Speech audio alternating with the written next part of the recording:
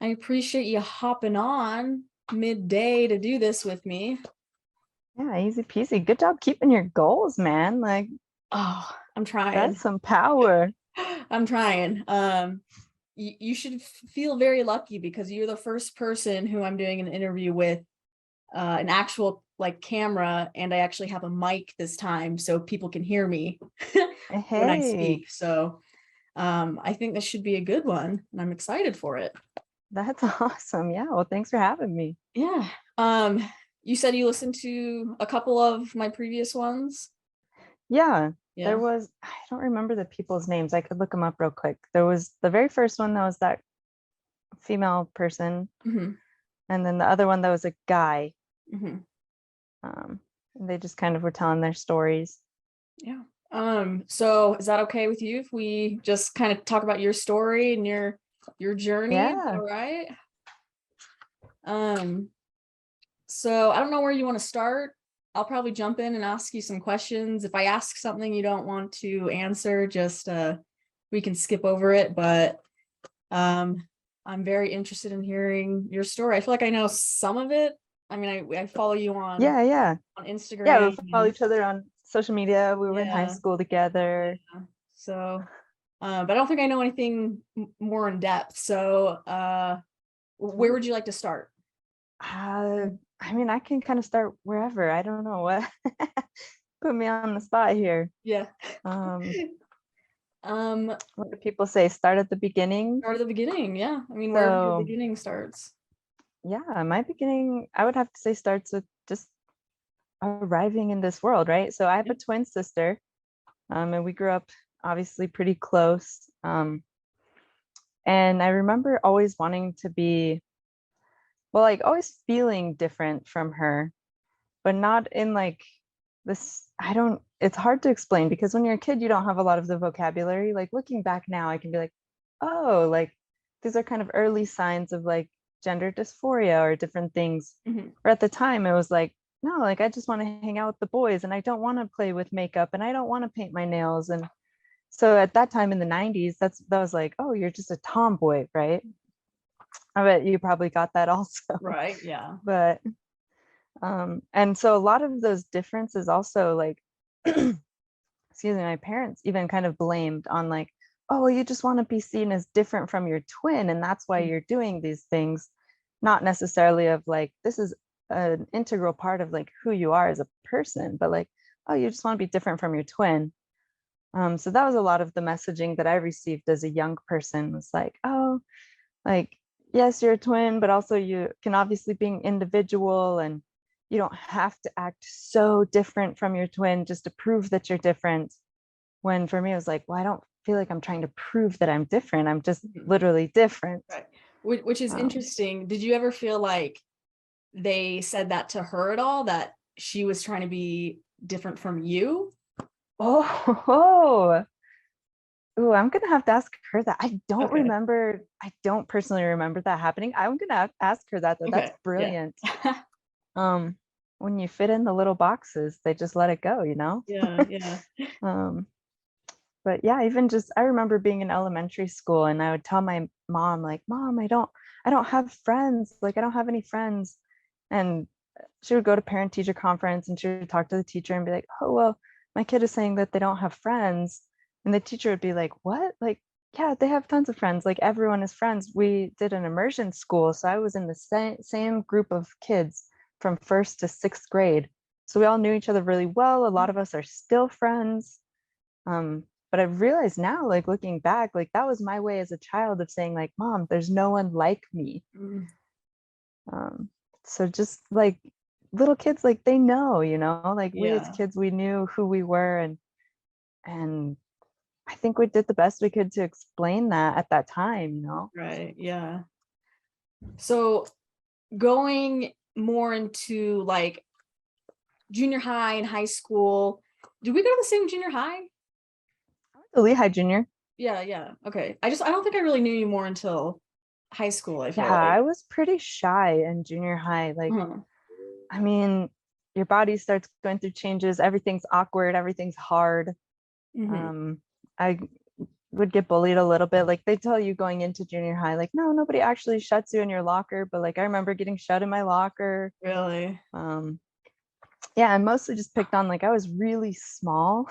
Mhm. Definitely did not hit my growth spurt until high school. So I was like maybe 4'2", 4'3", and like Mhm. 75 pounds in junior high, like almost all of junior high. Mhm. Just being like a really tiny kid and being kind of shy and just being uncomfortable. Like Mhm. I don't think you could pay me enough money in the world to go back to junior high Yeah. school and relive that, you know? Yeah. So Yeah. that's also where I first kind of started experimenting with a lot of different things, right? Like, luckily, I grew up in a family where we got to generally choose our own clothing most of the time, but still, like, just learning kind of more like what is depression, what is, like, I've had a really hard time accepting myself. So it's got into things like self-harm and Mhm. just feeling really isolated all the time from any of my peers and different things. So I just remember junior high being really, really crappy. Mhm. And high school, like, completely turned around. It was a lot better. Well, that's But good. I'm glad to hear that. yeah. So, when do you think you started coming to more of a realization of I'm different because of this? Like maybe more realizing that you're Yeah. part of the LGBTQ community, or did you have a realization at some point? Yes. I feel like yes and no. So I love telling this story. My mom actually kept journals of things that we did when we were little. Uh-huh. So there's a journal of when I was like 3 years old and telling her, like, when I grow up, I'm gonna marry a mom, Uh-huh. saying like, oh, I want to marry a woman. And so that was something that obviously like I knew at a super, super young age. And I remember starting to get more feedback from various people, like peers at school, teachers, media, like, oh, being gay is a bad thing, Mhm. probably starting around like 7 or 8 years old and being like, oh, that's bad. That means I'm bad.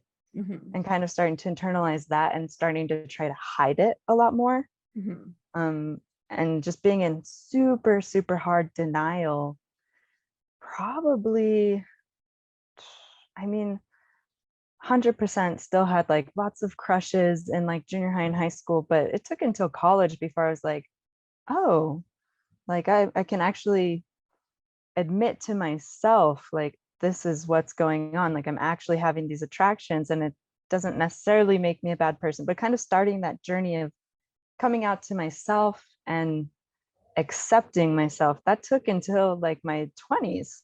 Uh-huh. Yeah. What do you identify as now, or what are your pronouns? Yeah. So I generally, if I have to pick a label, Mhm. I don't love labels, but if I have to pick a label, tend to go with queer and Mhm. genderqueer. I use they, them pronouns. Okay. If you follow me on social media, you'll see like I just had top surgery Mhm. almost 2 months ago and just have been taking steps to be more at home in my own body, and just really be able to live the best life that I can live. Uh-huh. How was going through top surgery? Not too bad. Like I'm a Really? pretty healthy person in general. Uh-huh. Like I try to stay pretty fit, drink lots of water, take care of myself pretty well. So the hardest part for me has been like just being chill and letting myself recover, Mhm. being like patient with my body, taking time to heal. Because I'm by like 3 weeks out, I was like, well, I feel good. Like I want to be able to do all the things that I want to do, but Right. knowing like, oh, I need to take that time to really heal. Mhm. There was like a super brief moment when I first woke up from surgery where I was like, oh no, this was a bad idea. Why did I do this? Uh, Like I should not have done this. But it was just kind of coming to terms with like, oh, now more people can visibly see my mhm. queer identity, and it's not quite as easily like it's not as easy to not necessarily hide because I've been out for like almost 10 years now, Uh-huh. but it's not as easy to kind of brush off or leave to this side, or it feels more like I have to explain to people more often now, Mhm. even though it's like it's not their business. Like, Right. So how long have you wanted to have top surgery for? dude. So thinking about this, and I've put a lot of thought into this over years and years. The most ideal, most ideal situation that could have ever happened to me would be to still like be born AFAB, which is assigned female at birth, but then have gone through like a testosterone fueled puberty. That to me, Mhm. in my mind, would have been the most ideal. But really, since puberty, like as soon as, and I hit puberty kind of late, like I said before, as a small kid, Mhm. kind of a late bloomer. But really, ever since puberty and my body kind of started changing towards the more feminine, it was really hard for me. I would actually duct tape my chest Mhm. often, or, and these are things that are like super dangerous. Like, please do not do that. If you're interested in binding, like, reach out to someone, reach out to me. We can talk about safe ways to do that. But like, again, at the time, it was like the early 2000s, like Mhm. that's all that I knew. And it really was not good for my skin. It wasn't good for Mhm. my body. But that was the only way that I knew how to cope with it at that time, you know? Right. Yeah. So if I could have just never gone through that type of development, like that would have been the most ideal for me personally. Mhm. Have you found a lot of support within your family for going through that top surgery? Yeah. So yes and no. My immediate family, like parents, siblings, they they're pretty good. My siblings are extremely good. My Mhm. parents, they try really hard, Yeah. and I think it's just really hard for them to understand a lot of the time. Mhm. So overall, yes, I would say yes, a lot of support, um, while at the same time holding space for a lot of questions of like, well, why are you doing this, or why do you feel the need to do this, and just really not understanding. Mhm. Um, so I think both of those can be true at once. Like for them, that is being supportive, Right. and they don't necessarily understand. Mhm. When it comes to your family, and I'm gonna throw in religion at the same time because you served a mission. I did, yeah. So, what was, or I guess, what is your stance right now with the Mormon Church and your views on religion? Yeah, gotta take a deep breath for that one. Yeah. My personal views, I don't talk about this too often. My personal views have definitely changed and morphed over the years. I don't usually go to church or participate in any type of church right now. Honest answer, I think the church is actively doing harm to multiple people that are on the margins. So any marginalized group, women, people of color, LGBT people, my personal opinion is that it's actively harming a lot of people. Mhm. Um, while at the same time, we can hold space for like, yeah, it really works for some people, and maybe it even really serves some people. Mhm. Like both of those things, I think, can be true at once. And for me, being part of these marginalized groups, it's a lot harder to put myself in that space because it doesn't feel safe. Right. Um, so I choose not to put myself in that space too often. Mhm. Maybe, like, for example, my cousin is going on a mission, so we're going to go to her farewell. Mhm. Um, but outside of that, I generally opt to hold my own spirituality in a place that is pretty personal, Mhm. if that makes sense. Yeah. Yeah. Was that hard? I mean, I'm sure it was hard going through, or did you go through a space where you still wanted to be a part of the Yeah, church, the Mormon faith, but you just found you couldn't be in that place? yeah, yeah. And that happened over years. Honestly, it Mhm. probably took place over like a span of 4 or 5 years, Mhm. um, of really, really, really fighting, maybe even longer than that, but really fighting to find happiness and find a purpose and make it all work and balance it. I remember for years just thinking like, I can balance this. I can do both of these things. I can be happy in both of these spaces. And it came to a head at one point, unfortunately for me, with a suicide attempt Mm. that landed me in the hospital for like 16 days, where it was like I can't keep putting myself in these boxes. I can't keep tearing myself into two people. Mm. And I need to choose what's going to be the best for me and trust myself and listen to myself and just do what's going to make me happy and what works for me. Mhm. And for me, that was more taking a break, stepping away, Mhm. however you may want to look at it, uh, trying to educate myself a lot more on Mhm. what are my own personal beliefs and why do I believe them and how do they serve me. And again, finding my own version of spirituality, because I do think of myself as a very spiritual person. Mhm. Um, and it wasn't working for me to be in a place where I had to create space for myself and educate the people around me and still advocate for my own safety. Right. So that it just kind of stopped working, and it just Mhm. became less and less worth it to try and balance it. Yeah. I think one of the biggest things I can't stand hearing people say are kind of more this unspoken thing within the church, and people in the church just kind of saying like, oh, they did the easy thing. They decided to leave the church. I feel like they think that that's like the easy option, like we're taking the easy Mm-hmm. way out, but in reality that's like the hardest thing to do, like come to terms with who you are and what you need in life and being able to take that step away. Yeah. you know Yeah, I totally agree with that. I think so often we see the result and we don't see the process, right? So we see the result of like this person's leaving the church, but we don't see like how many nights did they stay awake, how many tears did they cry, how many broken hearts did they try and mend themselves and just couldn't do it.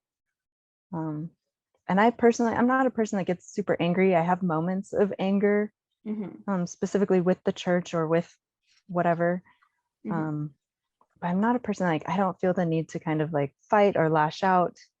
I would rather just keep loving and be a lover and teach with love, hmm as much as I possibly can. But I mean, it's painful. It's yeah, incredibly painful. Your entire life crumbles underneath you, and you're just flailing until yeah. you can rebuild something. hmm I think it's awesome that you don't get angry, because I feel like my process, I feel like I was angry for a very long time, and I still find Yeah. myself getting angry sometimes. um but what do you have any advice about, if someone is angry at the church or kind of going through that process of, maybe good outlets or anything? Yeah. I mean, I don't think of myself as somebody necessarily like worthy to give advice to anyone. There are things that work for me and things that might work for other people and things that won't. Yeah. So for me, anger is a very physical emotion. Like I need to run, I need to punch, I need to break stuff, I need to move around, if I feel like I'm upended inside, I need to turn everything upside down outside and kind of work through that. But I generally am not a very angry person just at my core. So hmm while, like I said, there are definitely things that make me angry, and I can go and I can shout and I can cry and I can punch things, not people. Do not advocate for violence ever. Never the answer. Um, but something I would do a lot was actually I would just go in my car and with all the windows rolled up, I would just sit and scream. Like hmm just sit and scream and like pound my fist on the steering wheel, or sometimes get out and like kick the tires or whatever. But like just finding a release for that. Like you said, it's an emotion that we all need to feel. It's important to feel and work through. And for me, it happens to be a very physical emotion. So I need Right. to literally exhaust myself to Yeah. not be angry Yeah. sometimes. So are you dating someone right now? Yeah, Okay. I am. So we've been in a relationship about a year. She Awesome. actually went to high school with us too. Her name is Really? Molly. Yeah, What's your she last did a name? lot of like choir, and her last name is Nelson. Molly Nelson. She's my same age, so I think we're maybe a year older than you, Yeah, I think maybe you're just 1 year older than me. Because I think 2009. I think I've seen her on your Yeah, Instagram. she's popped up on my Instagram a couple Yeah, of times. yeah. Yeah. Okay. I Yeah, was she went to high school with assuming, us. but I didn't know for sure. So did you reconnect or did you like know her in Yeah. high school? So we were friends in high school. We weren't necessarily like best friends or anything, but we knew of each other. We'd hang out a couple of times in high school, and then probably bumped into each other maybe once or twice at the very start of college, and then didn't talk for like we're just not connected at all for probably like 12 years. Mm-hmm. And then I just got a ping on my phone one day of like, Molly sent you a message. And she Nice. she just sent something on a dating app that said, I think we went to high school together. Uh-huh. And I was like, whoa, Molly Nelson. And we started chatting and I asked her out and pretty much just been together ever since. Nice. That's awesome. Yeah. Did you ever date guys at all? Yes. So I had a couple of different boyfriends in high school and just right out of high school. Okay. I was playing on the rugby team at UVU, and Mm-hmm. actually it's really funny. Probably about 75% of us have come out since that. None of us were out at the time, but we've come out since.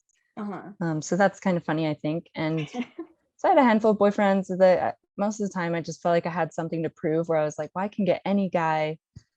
Just, Mm-hmm. I don't know, being a cocky little human, trying to like prove myself to anybody around me, right? Uh-huh. And I just remember being super unfulfilled, like oftentimes feeling like, oh, well, this person really cares about me, but like if they walked out of my life, like I really wouldn't notice too much. Yeah. A lot of hurt feelings, a lot of crying, usually from the boyfriends. Right after my mission, I actually really, really wanted to, oh, sorry, be like that good little return missionary person. And so I was going on tons of dates, like multiple dates a week with guys, and just feeling like this is the worst thing. Like, why is anybody doing this at all? Like, this Mm-hmm. is no good. Yeah. And eventually starting to date women after that. And it's funny because even in high school, I had kind of had a couple of little experiences, and right before my mission had a couple of experiences with women where I was like, okay, but I still like just convinced myself like, no, this is a phase, like I'll be changed if I go on a mission. Mm-hmm. And coming back and just realizing like, well, I that didn't go away. Right. um, and just kind of leaning into it, being like, okay, like, I mean, that also happened over a process of many, many, many years, right? It's not just like, Yeah. well, I came home and I still like women, so I'm just gonna date women. Like, no, Yeah. happened over many years of slowly leaning into it and just learning more who I am and what I want. Mm-hmm. Was there ever a point where you thought, if I'm going to make it to heaven, I'm going to have to marry a man in the Oh temple yeah. and have children? How long do you think you had that thought process for? Probably into my early 20s. So probably until right after my mission, maybe even like the full year after my mission, I would think about that. Like Mhm. there was one guy specifically, we were best friends. We had dated before I went on my mission, and he left on a mission around the same time. He actually came back early from his mission, and he would write me and talk about like, we're getting married and blah, blah, blah. And I thought like, yeah, maybe that could work. Like it would be okay enough. Mhm. Um, and like he would tell me he loved me, and I think sometimes we live in our own stories. So he had Mhm. kind of built up this story of like, oh, when B comes back, we're getting married and this is going to happen. So we reconnected when I got back, went on a handful of dates, and I was just like, I can't do this. Mhm. So then I would start thinking like, okay, well, what if I start finding guys that like have been married before and already have kids? Because I've known basically my whole life, I do not want to birth a human. Mhm. Did not want to go through that experience ever, period, the end. So I started looking into like, well, I can find people that like find men that already have kids, and we can Mhm. just do that, and that'll be so much easier. Mhm. And just still being so like put off by the idea of like, I would have to come home to a man every day. and that's even assuming like I would get to have like a career, right? Yeah. Which a lot of people don't choose that route either. So really just I couldn't fit it into my own views. And when I think about just having kids, sometimes I think like, oh, when I'm in my 40s, like I'll just adopt kids and I'll just be a single parent. Mm-hmm. And that'll work just however it works. And Mm-hmm.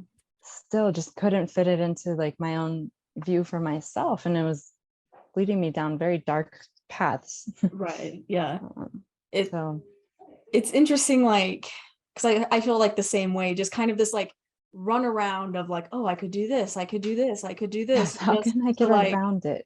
yeah, just like doing everything except the one thing that you want to do. And I feel like that's a lot that comes from being raised Mormon and having those Hmm. ideas thrown into your head when you're young that, And you just having those expectations literally yeah, put on you as a child. yeah. And I mean, especially like here, like people get married so young Hmm. and start having kids so young. Are you like super happy You went that to school with you have like 4 kids by now. yeah, I know.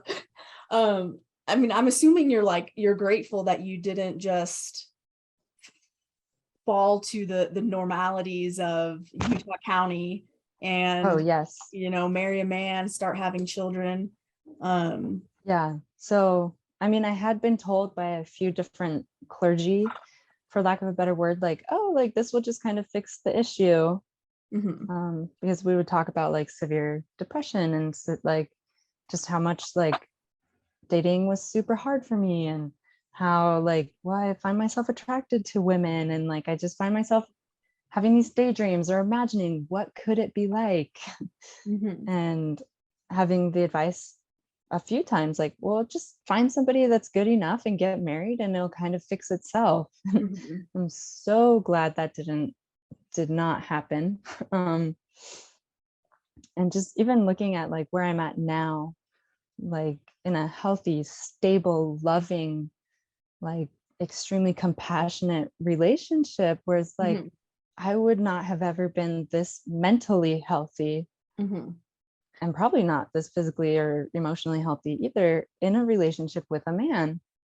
Like it just wouldn't work for me. And there was a little while where one of my best friends, he's a very gay man, we talked about like, well, we can get married and we'll work it out. And like Yeah. the same thing, like we would go on these dates and we would do all these fun things because we're best friends and we love hanging out, but we wouldn't ever like touch. We would get to Yeah. the point of like, well, should we kiss? Like, Yeah. no, we shouldn't do that. Like, let's not.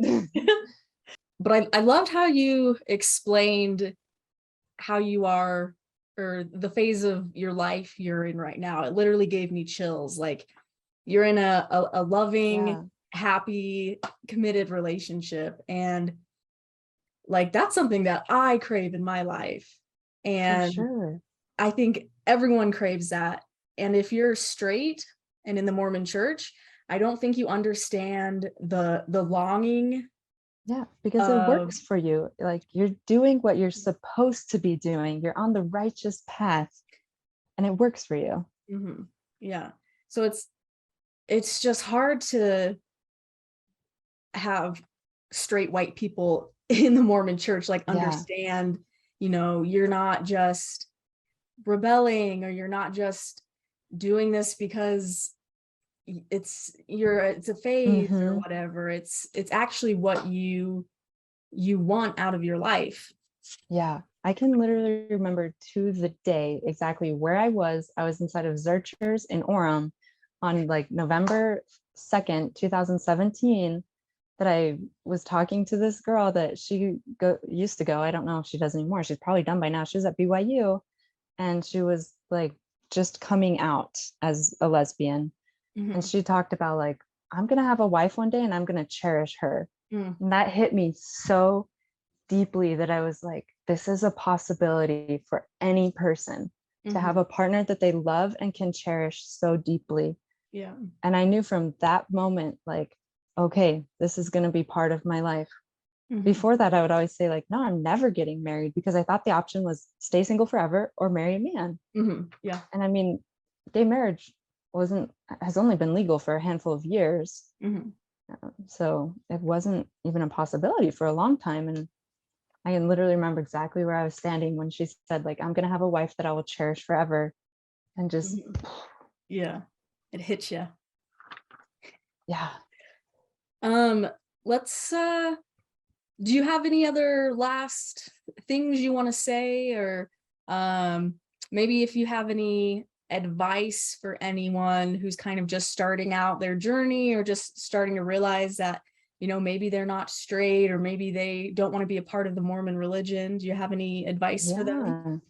Yeah. So this thought has actually come to my mind a couple of times while we've been talking. I remember going on a walk with a friend, and she is just this bubbly, lovely human that is very like true believing Mormon, very in it. And she asked this question that literally changed my life. She said, if you could do something and it had no consequences, what would you want?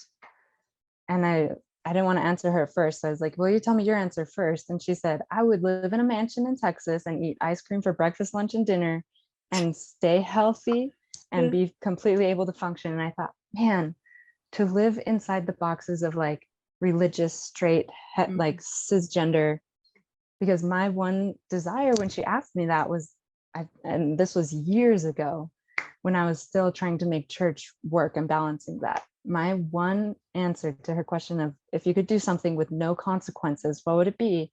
At that time was, I want to marry a woman and be able to be okay. And that's also a very simple desire, but like it was so impactful for me to literally think about that, because within the constraints of any religion, most Christian religions, you don't get that. You don't get that.